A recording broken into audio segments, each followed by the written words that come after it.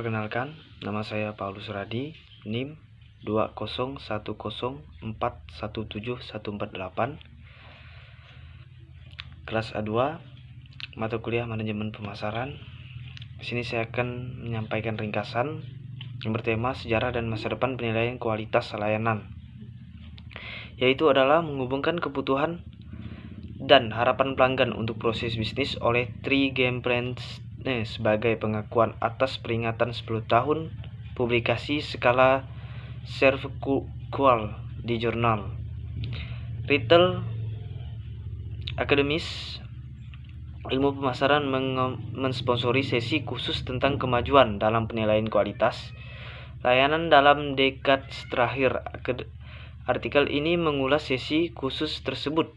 Di sini adalah gelombang dalam unsur laki-laki yang diambil saat banjir mengarahkan keberuntungan awal tahun 1980-an, kekhawatiran tentang pelanggan, kepuasan dan kualitas produk menjadi muncul pasang surut dalam urusan industri dan akademis. Dan masuk awal tahun 1980-an, 3 akademis naik kualitas pelayanan kapal dan jalan pasang tumpangan yang mereka miliki. Karya mereka tidak hanya melahirkan banyak artikel, buku, presentasi, konvensi, dan keterlibatan konsultasi, tetapi juga secara signifikan mempengaruhi beberapa banyak organisasi yang berjalan mengukur kualitas pelayan. Pemasaran sebagai aspek ekonomi, etika, dan sosial.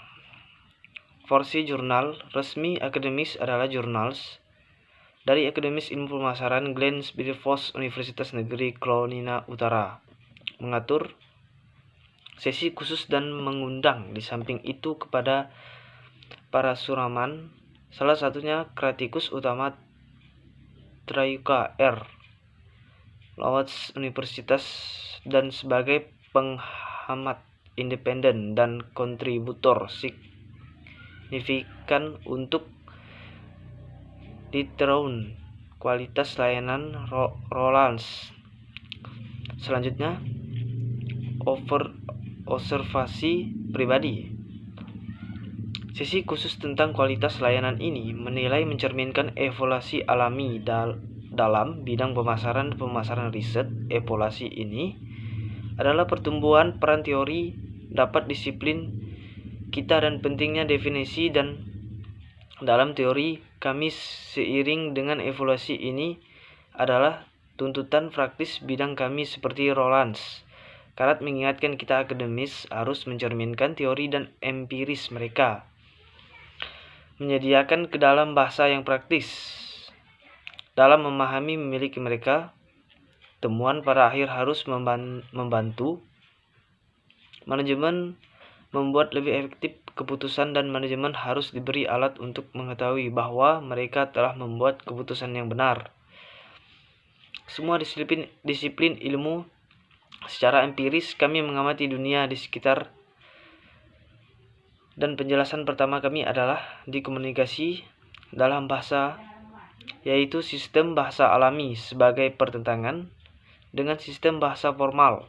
Meski semua sulit dimulai secara ini alami, sistem bahasa pengamatan ilmuwan kemampuan berpikir jernih, tepat, dan mengajukan pertanyaan yang tepat tentang fenomena yang mereka amati. Teori dan definisi teoris yang baik harus memandu penyelidikan empiris di bidang riset pemasaran.